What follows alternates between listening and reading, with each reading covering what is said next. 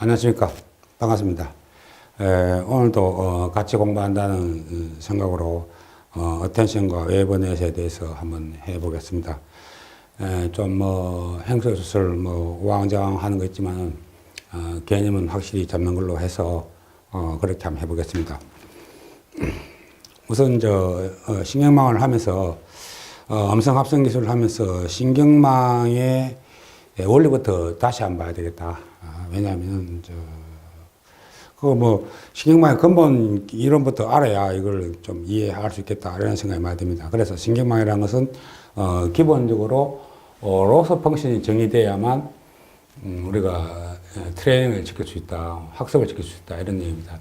그래서 로스 펑션이라고도 얘기하고 광학습에서는 오브젝티브 펑션이라고 하고 또 지네틱 알고리즘에서는 피트니스 펑션이라고 얘기하는데 하여튼 다 비슷한 내용입니다.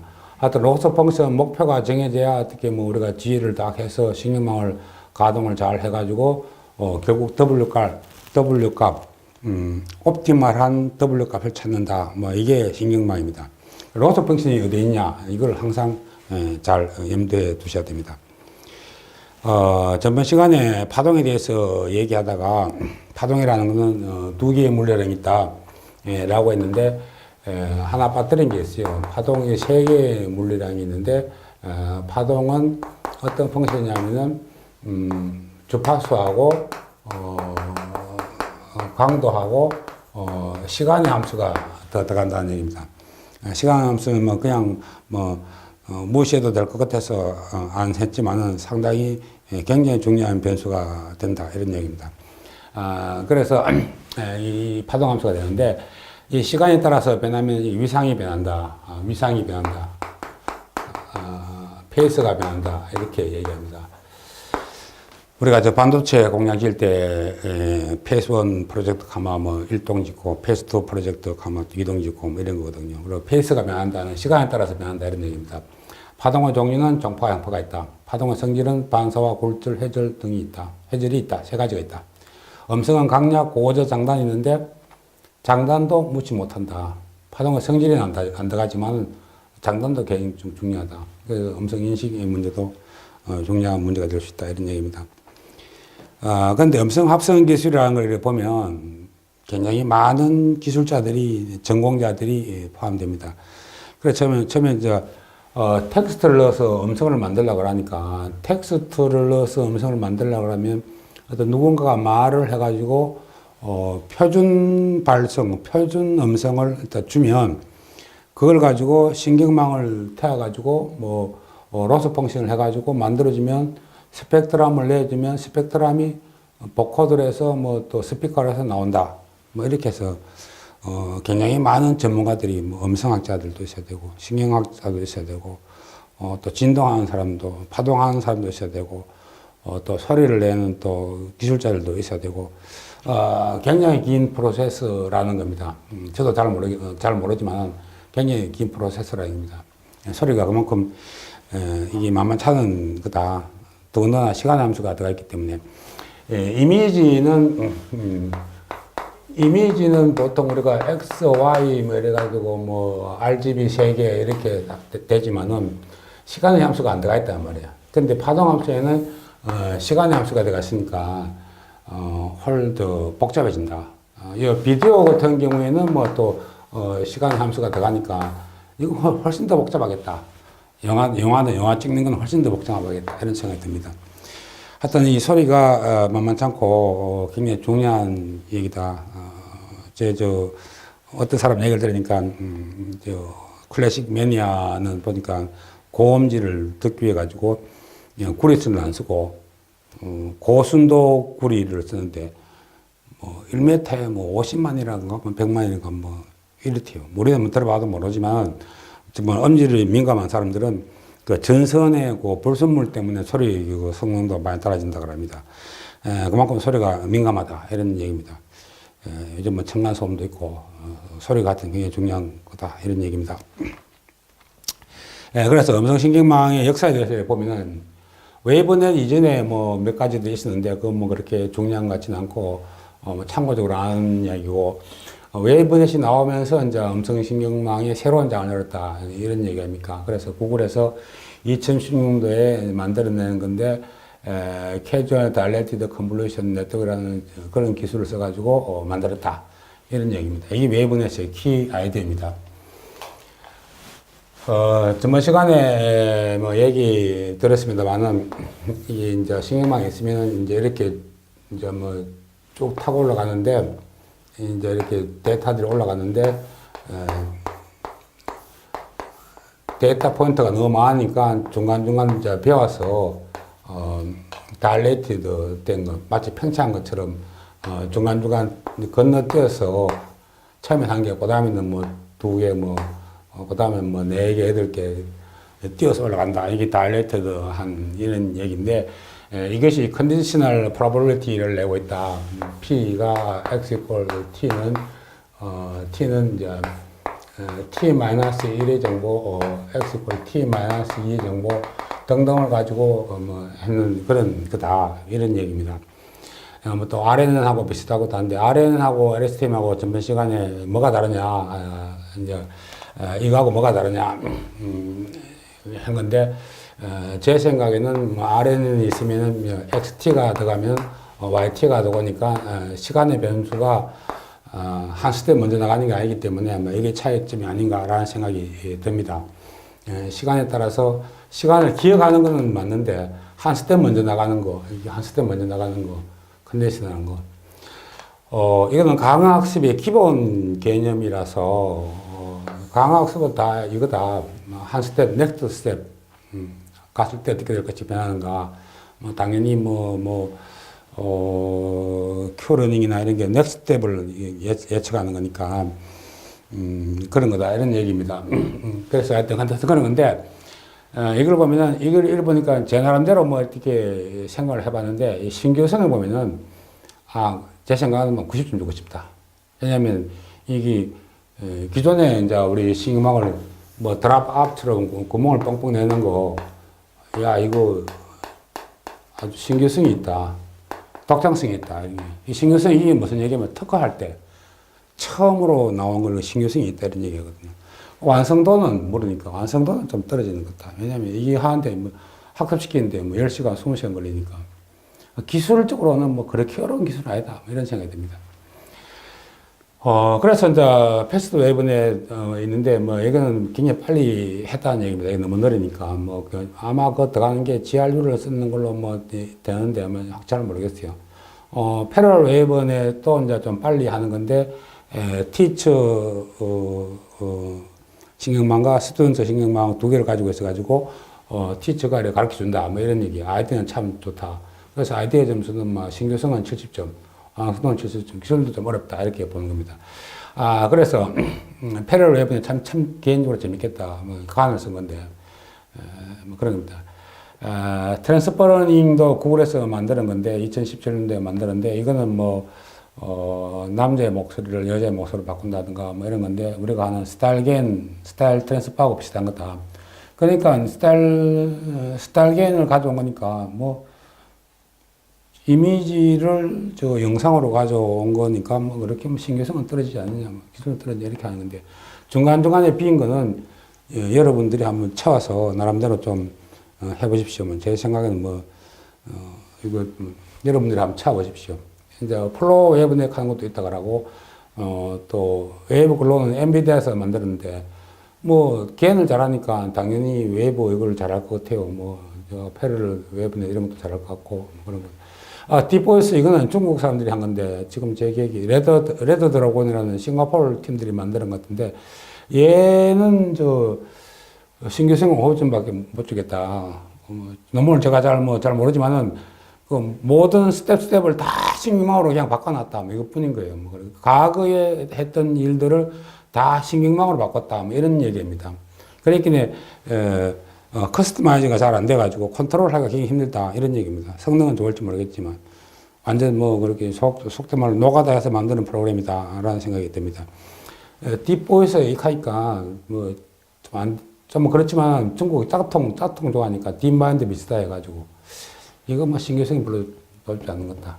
완성도도 그렇다. 근데 오늘 얘기한 타코트론이라는 얘기를 하고 싶은데, 이 타코트론이 이제 구글에서 나온 건데, 2017년도에 하는 건데, 주요 기술이 어텐션을 쓰고 있다는 거, 어텐션. 그 타코트론 2가 또 나왔는데, 이것도 어텐션 메커니즘을 쓰고 있다는 거예요. 컨디션 웨이브는 또 구글하고 버클리 대학에서 한 건데, 2018년도에 나온 건데, 이것도 어텐션을 쓰고 있다는 거예요. 타코트론에서 이제 신규성 90점으로 생각하는 이유가, 노벨트가 했다는 얘기가, 어텐션을 가지고 음성 기술에 했다. 그러고 이것은 좀 많은 경우에 제너럴라이즈 되어 있다. 그래서 좋겠다. 타코트론 2는 완성도는 좋지만 뭐 유사한 거다. 컨디션 웨이브 내에서 우리가 뭐 컨디셔널 VA라든가 컨디셔널 게이라든가 이런 것을 뭐 가져온 거지만 완성은 좋겠다. 제가 임의로 이렇게 탭을 만들어 봤지만 여러분들이 음성을 연구하신 학자라든지 음성을 하는 전문가들은 이 탭을 만들어서 뭐 한번 해보면 좋겠다. 뭐 여기 뭐 뒤에 또 뭐 상품성까지 넣어가지고 뭐 이렇게 해서 하면 좋겠다. 제가 오늘 드리고 싶은 얘기는 웨이브넷만 가지고 뭐 한 달 내에 할 건 안 되겠다. 바로 타코트론으로 와야 되겠다. 스킵해서 이거 하다가 세월 다 보내고 뭐 한 2년 보내고 나면 다음에 또 뭐 나올지 모르니까 웨이브넷을 간략히 하고 빨리 타코트론으로 넘어야 되겠다. 우리가 마치 겐 공부할 때 뭐 DC 겐, 사이클 겐 다 뛰어넘고 스타일 겐으로 바로 와서 가야 되겠다. 제가 여러분들한테 젊은이들한테 하는 거는 빨리 구글 팀을 따라잡기를 바란다. 그 뭐 옛날 거 몇 년 전 거 가지고 그거 학습한다고 세월 다 보내고 이러지 말고 빨리 이거 트렌드를 빨리 몸에 익혀서 따라가기 좋겠다. 뭐 앞지르면 더 좋고 근데 제가 보기 우리 젊은이들이 뭐 할 수 있겠다.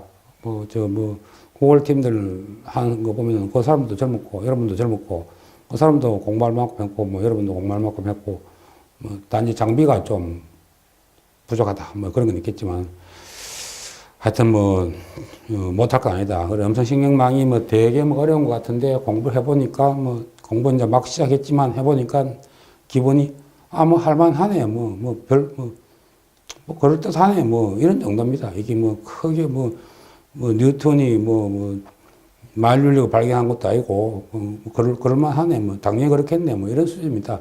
좀 뭐 약간 뭐 그렇다고 쉬운 건 아니지만은 그러니까 제가 드리고 싶은 이야기는 젊은이들이 공부하면 할 수 있겠다 이런 얘기입니다.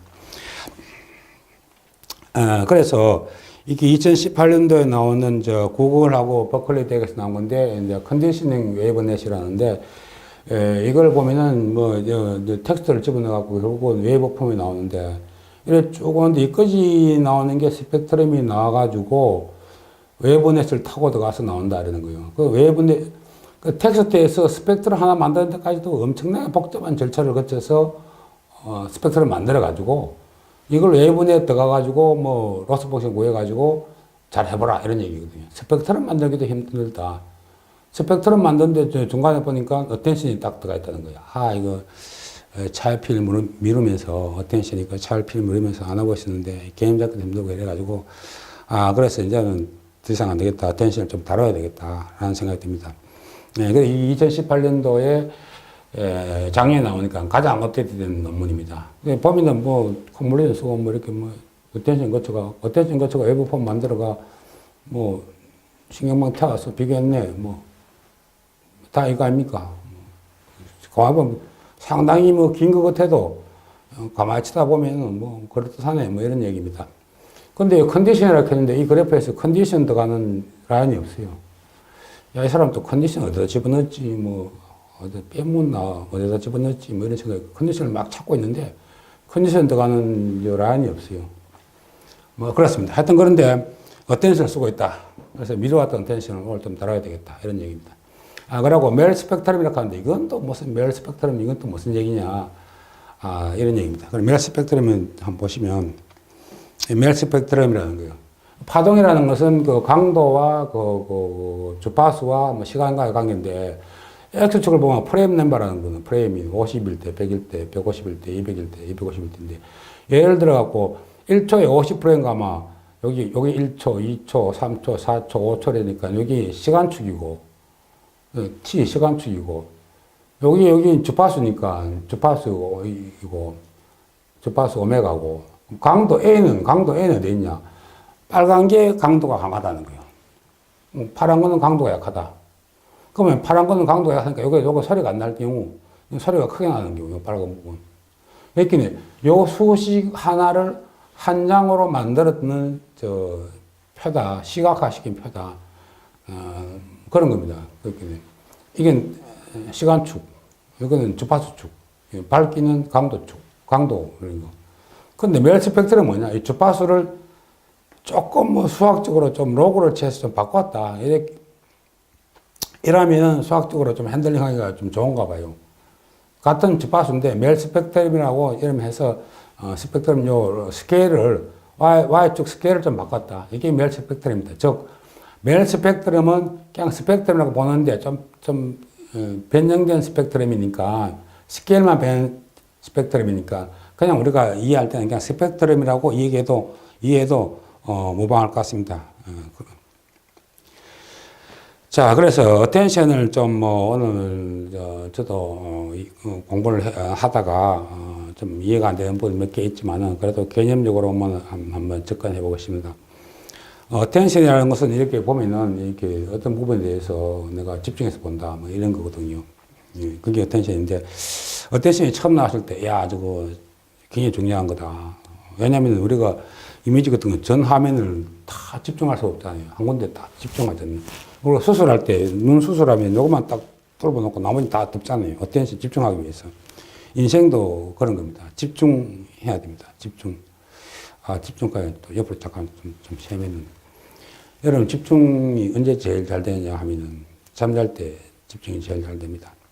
그래서 경험해 보신지 모르겠지만은 잘 안 풀리는 문제는 꿈에서 해결해 주는 수가 있습니다.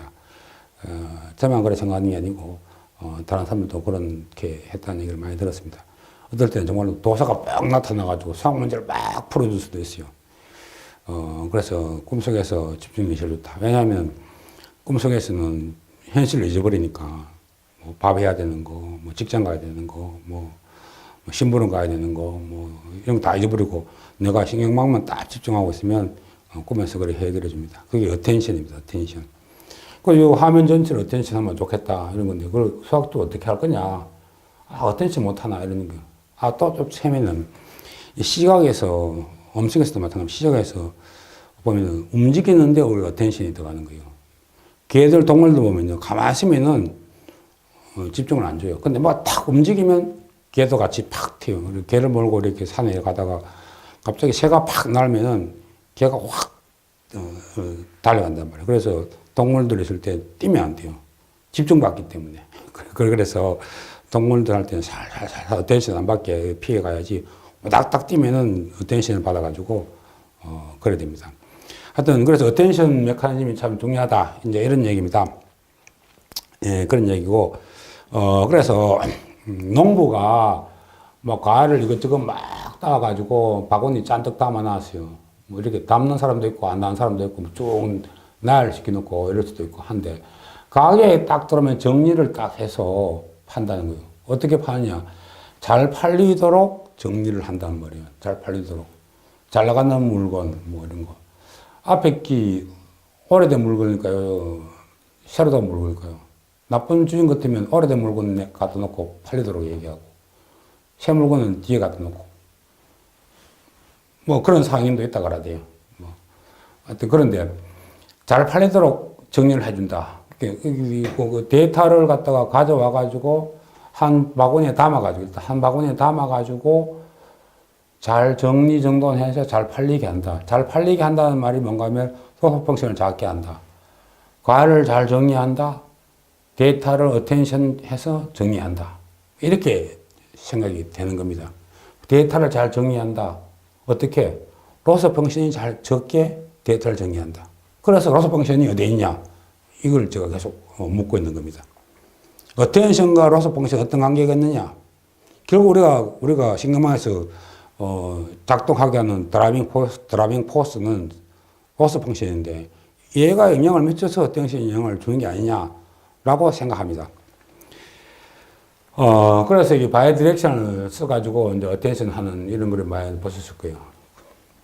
예, 이게 상당히 좀 의미가 있는 건데, 왜 그러냐면, 신경망이 시퀀서라는 데이터가 이렇게 쭉 도는단 말이에요. 쭉, 뭐, 나는 학교에 간다. 뭐 이렇게,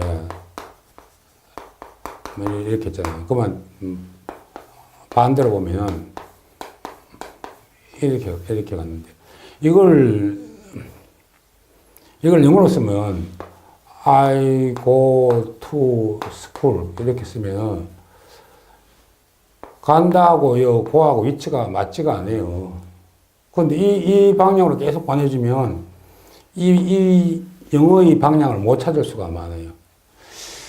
이게 좀 추상적 개념인데, 여러분 책을 사시면 처음부터 읽어보십니까? 저는 책을 사면 뒤부터 보는 수가 많아요. 첫 장하고 뒷장하고. 첫 장에 보면 이게 이제 저자가 하는 인사말, 처음 나오는 서문, 왜 썼는가 이걸 보고, 마지막에 연도 보고, 중간쯤 보고, 책 다 봤네, 이래 얘기하는 거거든요. 그리고 신문 볼 때도 처음부터 봅니까? 대각선으로 본 사람도 있어요. 그렇습니다. 그래서 우리가 정한 순서, 엔코더가 정한 순서가 맞냐 이거요. 어떤 사물을 볼 때 어떤 사람은 6부터 이리 보고 어떤 사람은 6부터 이리 보니까 내가 정한 순서가 맞나? 내가 판단하거나 내가 정한 순서가 맞나? 여기서 이제 한번 의심을 해보기 시작하는 거예요. 우리가 정한 순서대로 만약 컴퓨터가 움직인다면 잘 맞지 않을 것이다. 왜냐하면 내가 생각하고 보는 것이 자연계의 법칙과 맞지 않는 경우가 많기 때문에. 그러면 네가 반대 방향으로도 한번 봐봐. 이런 얘기거든요. 반대 방향으로도 한번 봐봐. 그러면 반대 방향으로 보면은 정방향으로도 한 보고 역방향으로도 한 보고 물건 사면 앞면도 보고 뒷면도 보고 이러잖아요. 정방향으로도 가보고 뒤방향으로 가보고 그래서 정보를 모아봐 이런 얘기예요. 그래가 네가 다시 순서를 다시 정해. 순서를 다시 정하라. 이게 어텐션인 것 같아요. 순서를 다시 정하라. 뭐에 따라서? 보석 방식이 작은 방향으로 따라서. 이런 얘기. 그래서 정방향으로 갔다가 역방향으로 갔다가 데이터를 다 모아놓고 바구니에 담아놓고 데이터를 바구니에 담아놓고 다시 네가 어텐션 정리를 해봐. 잘 팔리게. 보석 방식이 작게 정리해봐. 이게 어텐션 개념 같아요. 그래서 이 어텐션을 생각해낸 사람이 참 이건 기발하다. 굉장히 기발한 생각이다. 꼭 우리가 책을 이렇게 볼 필요 있냐. 뒤로 볼 필요도 있고 대각선 볼 수도 있다. 이런 얘기입니다. 그걸 수학적으로 표현한 게 어텐션 모델이고 또 실제로 그렇게 해보니까 잘 작동하더라. 사물 인식을 잘 하더라. 그리고 컴퓨테이션 시간을 줄이더라. 등등 효과들이 많다. 이런 얘기입니다. 그래서 정방향과 역방향을 동시에 해가지고 데이터를 모아보라. 이런 얘기입니다. 그러면 또 소식적으로 이제 한번 봅시다. 그러면 정방향과 역방향을 가서 데이터를 모아오는데 요 힘에서 안 보이는데 알파가 있고 C가 있고 해서 위에가 있다 이런 얘기예요. 이게 어텐션의 키 아이디어인데 이게 좀 화면이 좀 흐릿해서 다시 한번 보겠습니다. 이 정방향이 있고 역방향이 있는데 네가 어떤 알파라는 값으로 네가 다 수렴해서 모아보라 이런 얘기거든요. 다 모아보라. 다 모아보는데 그 다음에 네가 C라는 네트워크가 C라는 레이어가 위에 있는 또 네가 생각하는 방향의 UI 값이 있으면 요거하고 매칭을 시켜보라. 이런 얘기입니다. 그게 무슨 얘기냐면은 네가 어떤 요 중간에 삽입된 요 C층과 알파층을 삽입해서 네가 재배열해서 Y에 넘겨주라 이런 얘기거든요. 재배열해서 네가 Y로 넘겨주라. 재배열해서 Y로 넘겨주라. 어떻게? 인간이 정해준 거예요. 내가 정해준다는 거예요. 수학적으로 정해준다.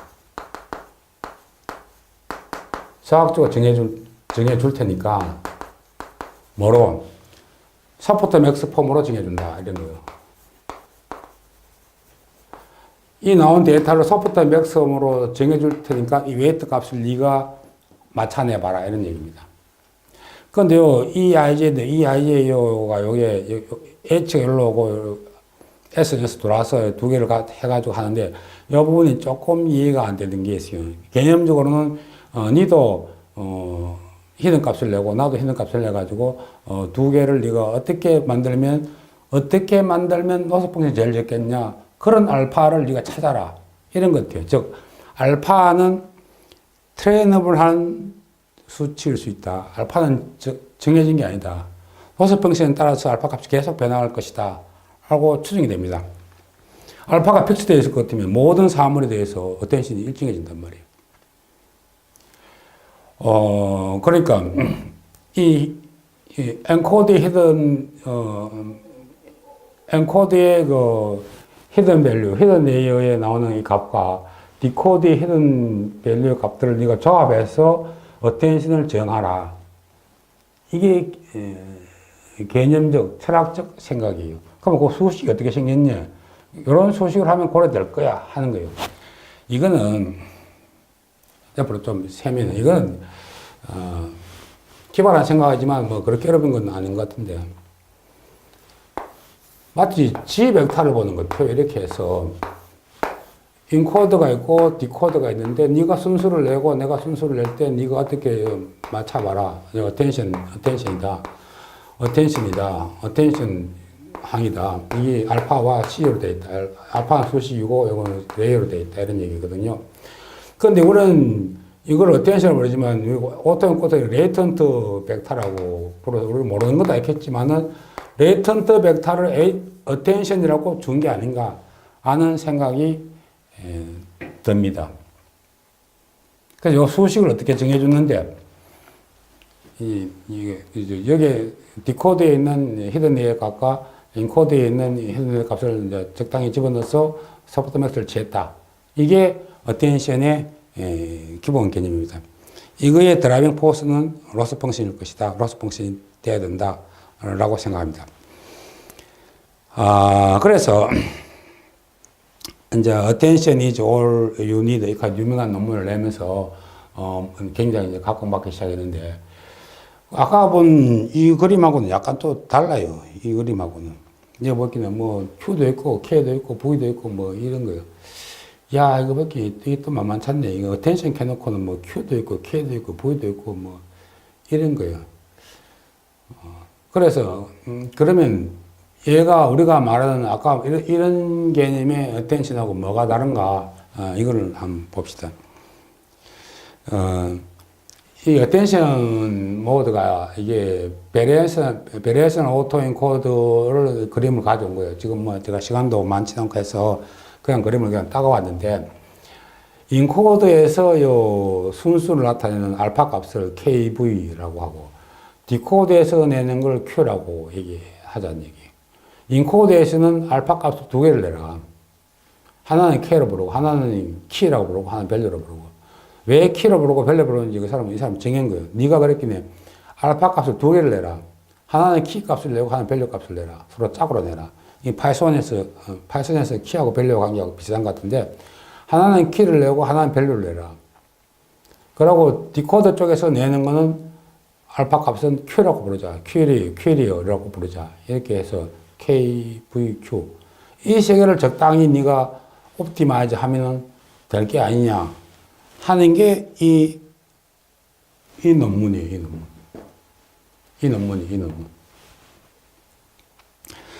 그래서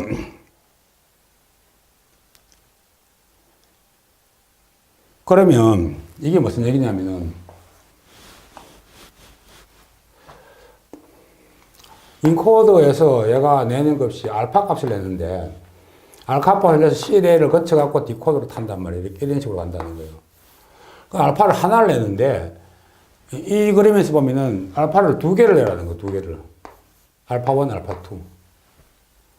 그러면 여기서 디코더에서는 또 한 개 내라는 거예요. 알파 3를. 요걸 내는 걸, 왜, 그, 이제, K, 요걸 K, 이거를, V, 이거 Q 이렇게 해서 이름을 붙여가지고, 한다는 거예요. 그 왜 두 개를 내는데, 인코더 쪽에서 왜 두 개가 내는데, 억지로 해석을 하면 뭐 정방향, 역방향이 있으니까 두 개 나오는 게 안 좋겠나라는 생각이 드는데, 알파1, 알파2를 내는 게 뭐 안 좋겠나 생각이 드는데, 뭐, 두 개 내가 손해될 건 없는데, 두 개를 내고, 디코더는 뭐 방향이 뭐 하나니까, 뭐, 네가 하나만 해라, 뭐, 이렇게 억지로 해석할 수 있나요? 그렇게 해석할 수 있나요? 하여튼 그런데, 그래서 알파 값을 갖다가 인코더에서 두 개 낸다. K와 V를 두 개 낸다. 디코더에서 Q 값을 낸다. QD 값을 낸다. 하는 건데, 이 Q를 갖다가 네가 인코더에서 내면, 디코더는 아무것도 내지 마라. 알파 값을 다 전부 다 인코더가 내면, 이걸 셀프 어텐션이라는 거예요. 셀프 어텐션. 지원차도 안 낸다는 거예요.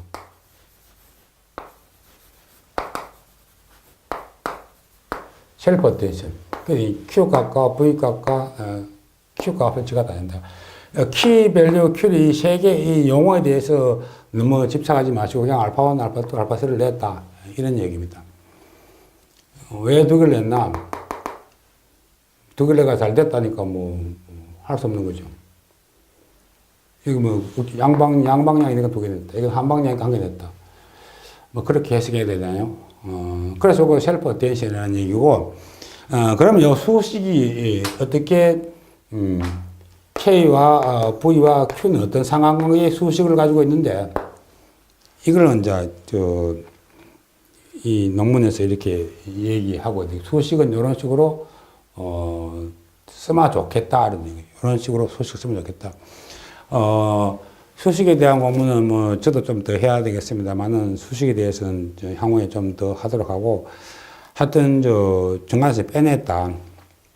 이 마치 VA1을 연상시키는 것 같아요. VA1을. 베리에이션 오토엔코드에서 레이턴트 벡터 개념이 아닌가라는 막연한 생각이 들어요. 이 사람이 이걸 연구할 때 VA에서 이 사람을 착안하지 않나? 이게 영감을 주지 않았나? 이런 생각이 듭니다. 하여튼 그래서 이걸 순서를 우리가 생각한 순수 말고 디코더가 생각한 순수와 이렇게 막 섞어서 해보자. 이게 이제 어텐션 개념입니다. 수식은 여러분이 직접 보시고 저는 저 나름대로 또 보겠지만 수식은 좀 봐야 되겠습니다. 이게 이제 어텐션의 철학적 이해, 뭐 개념적 이해 이렇게 되겠고 굉장히 많이 쓰는 개념이다. 앞으로 굉장히 많이 쓸 것이다라는 생각이 듭니다. 그러면 이제 원본으로 돌아와서 웨브넷을 보겠습니다. 웨브넷을 보면 이런 거거든요.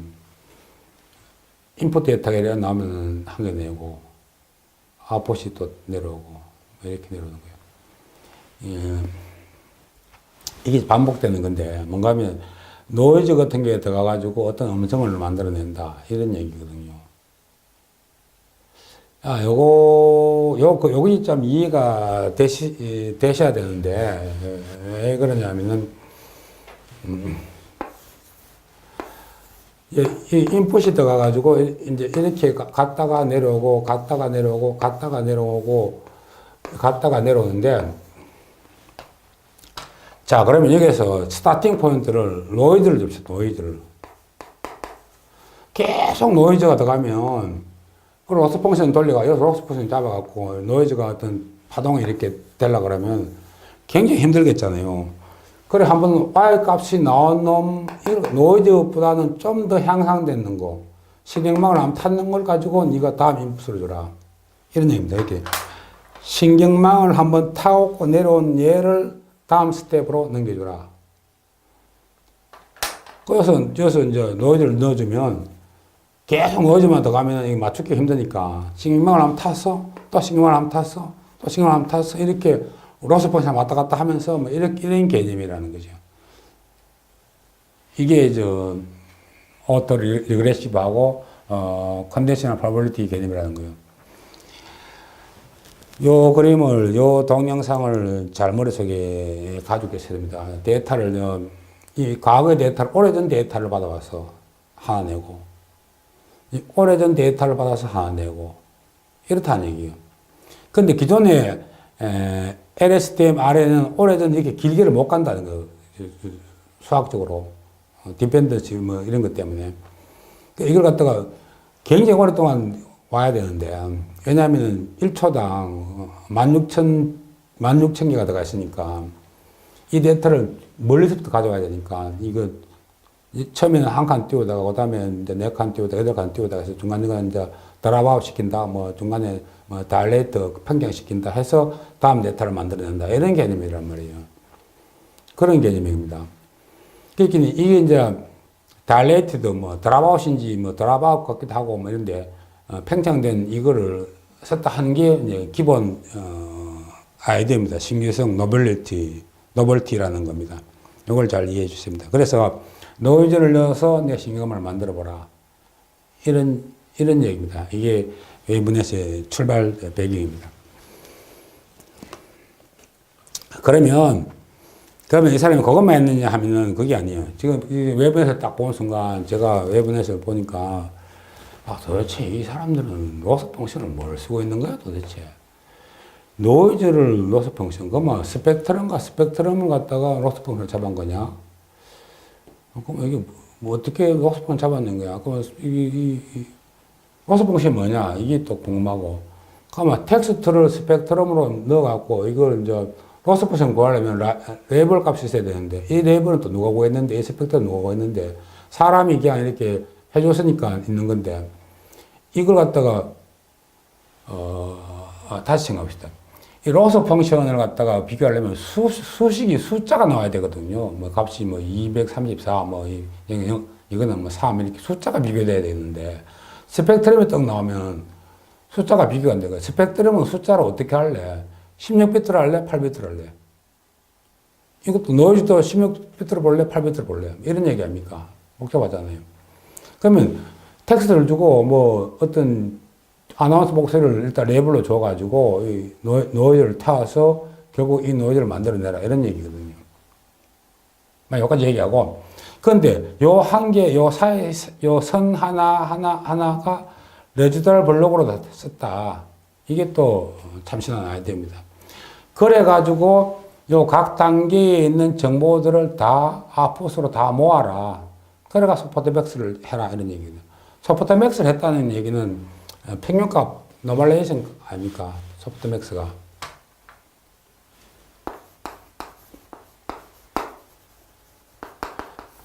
시그마 익스포넨셜에 무슨 뭐 xi에 뭐 익스포넨셜에 xi 이게 이제 소프트맥스 값 아닙니까? 그랬더니 합을 해서 이걸 확률적 분포로 나타내는 확률적 분포로. 이란 말이에요. 소프트맥스라는 얘기가. 배터리가 다 돼가려고 하는 거 어떻게 잘 모르겠습니다. 그러면 이 소프트맥스를 친다는 얘기는 데이터가 여러 개라는 얘기예요. 그러면 첫 번째 레이어, 두 번째 레이어, 세 번째 레이어, 네 번째 레이어를 가지고 소프트맥스를 했다 이랬으니까 이 말은 바꿔 말하면 첫 번째 레이어의 데이터를 쓸래, 두 번째 레이어의 데이터를 쓸래, 세 번째 레이어의 데이터를 쓸래, 네 번째 레이어의 데이터를 쓸래라고 묻는다고 볼 수 있습니다. 제 생각에는. 그냥 막 쫙 되는 게 아니고 어느 레이어가 가장 중요한가 이렇게 물어보는 것 같아요. 그러고 이제 각 그 선마다 레지드를 불러왔었다. 이게 웨이브넷의 키아이디어다. 소프트맥스에서 딱 하는 게 이 사람들 웨이브넷 개발자들이 상당히 중요하게 생각하는 부분이에요. 왜 그러냐면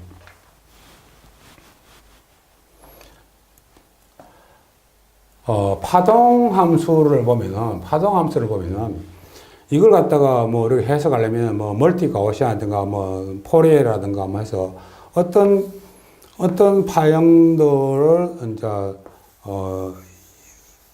여러 개를 모아서 이걸 만들었다 이런 얘기잖아요. 파형을. 그런데 소프트맥스라는 얘기는 단순히 확률 수식이기 때문에 어떤 값들을 주기 때문에 막대 그래프 같은 개념이에요. 그래서 각 레이어들을 합쳐서 소프트맥스를 쳐가지고 아웃풋을 낸다 이런 얘기입니다. 그 이 중에 한 개를 낸다 이 얘기를 드리고 싶은 얘기예요.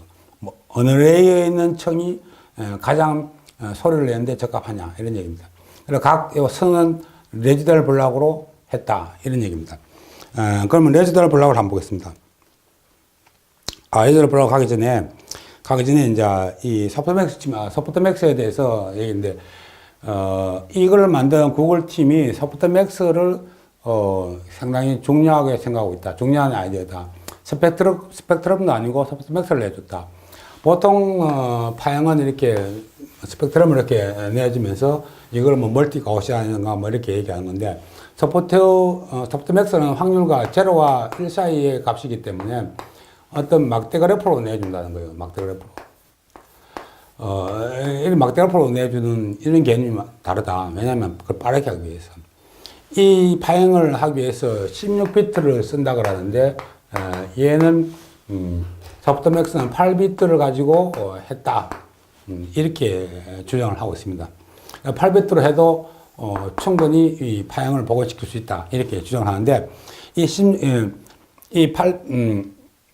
소프트맥스를 가지고 그냥 쓴 게 아니고 뮤로라는 식을 다시 넣어가지고 즉 소프트맥스에서 나왔는 값을 뮤로라는 식에다가 집어넣어가지고 어떤 막대 그래프를 그려가지고 스펙트럼을 만들었다. 뭐 이런 얘기를 하는 것 같아요.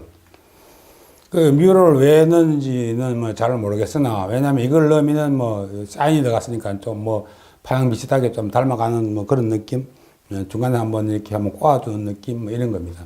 이 단지 수식이기 때문에 이 뮤는 256이라는 표현값을 쓰고 있다. 이런 얘기입니다. 이거는 뭐 스트레이트 포워드하기 때문에 이 소프트맥스 값을 한번 뮤로를 엎어서 파형을 만들어줬다. 뭐 이런 얘기를 하고 있습니다. 이 소프트맥스가 뭐 가우시안 맥시도 아니고 파동함수도 아니고 막대 그래프인 그런 걸 쓰고 있다. 이게 중요한 아이디어라고 주장을 하고 있습니다. 그러면 각각이 요 선 하나가 레지덜 블록이라고 하는데, 레지덜 블록 보니까 뭐 이거는 우리가 LHTM에서 본 것처럼, 다일레이티드 컨볼루션에서, 이 두 개가, 이게 이건가요? 네, 지금 모르겠는데, 왜 그러냐면, 돌아가지고 하나는 턴H를 쓰고 있고, 하나는 정보가 필요할 때는 턴H가 가고, 지금 모든 정보량을 조절한다. 이거 아닙니까? 그러니까 원바이원 콤보를 썼다. 이런 의미. RRR이 있다는 얘기예요. 그러면 요 선을 보면 요 선이 하나예요, 하나. 그럼 요 하나인데, 요 그림에 보면 선이 두 개잖아요. 그러면 그림이 두 개 돼야 될 거 아니에요. 그래서 왜 선이 한 개인가? 요 선이 요거고, 요 선이 요건가? 뭐 이런 거 아닙니까? 뭐 공부를 좀 해봐야 되겠습니다만, 아직까지 요 보면은, 요것만 보면은, 하나, 둘, 셋, 네 개가 있으면,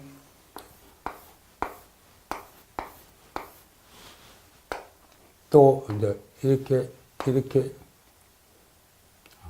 다시, 이게 비었으니까.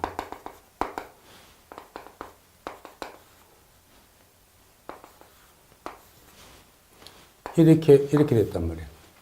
이게 레지덜 블록이면, 이게 레지덜 블록이면,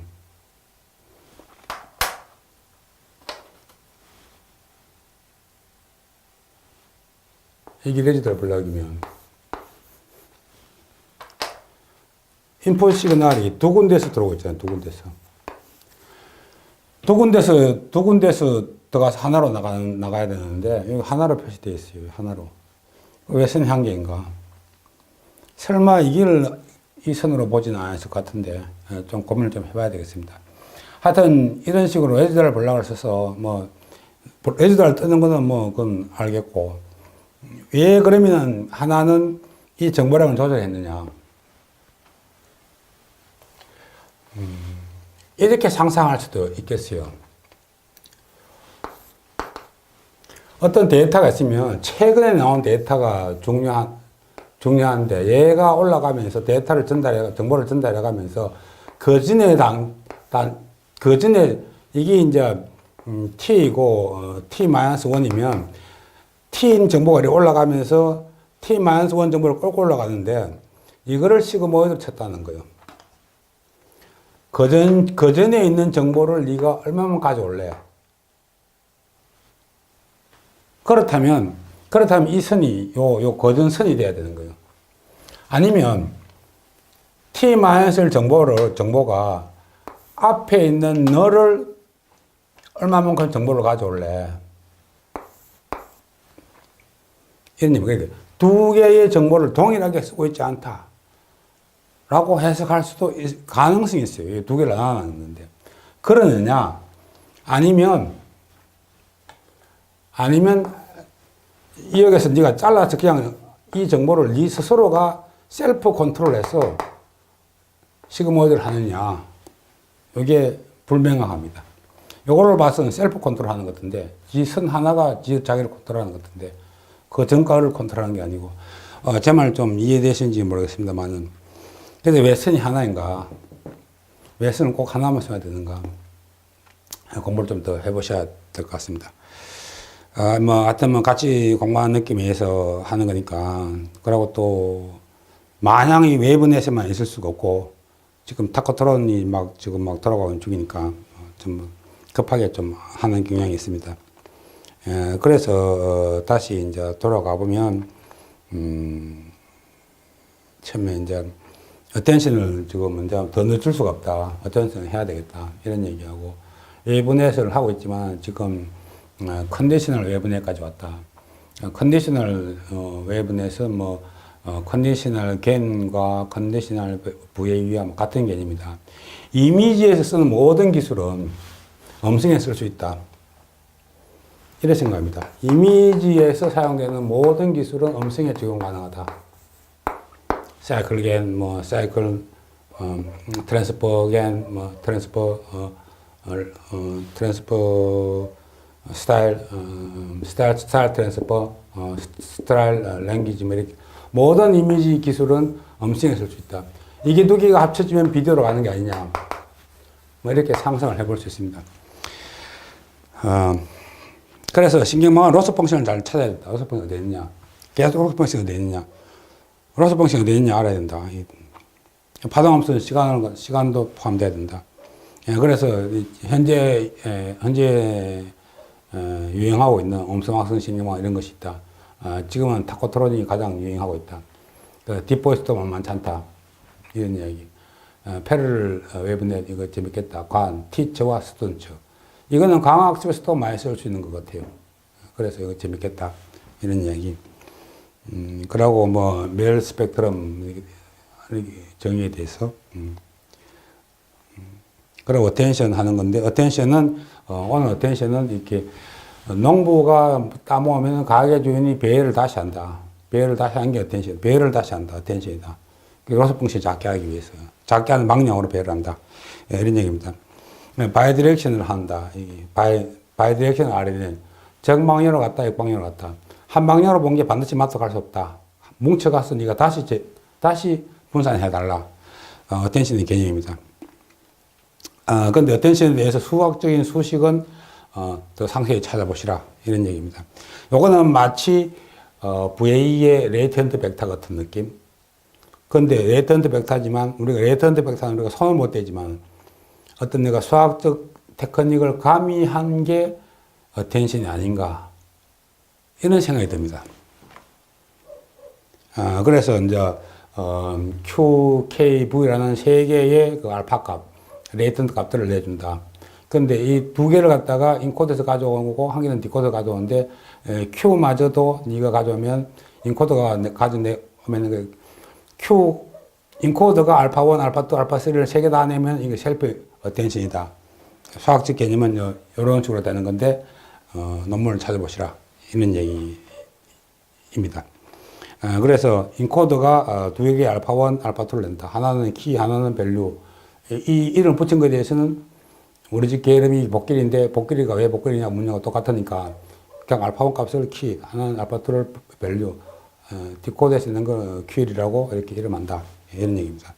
이 Q 값을 리코더가 내면은 지가 다 내니까 셀프 어텐션 메커니즘이다. 이렇게 철학적으로 이해가 됩니다. 그래서 이 웨이브넷은 이제 이런 식으로 이제 앞으로 아웃풋을 인풋으로 가져온다. 마냥 노이즈만 태우지 않는다. 아웃풋을 받아가는 게 효율적이다. 이런 얘기입니다.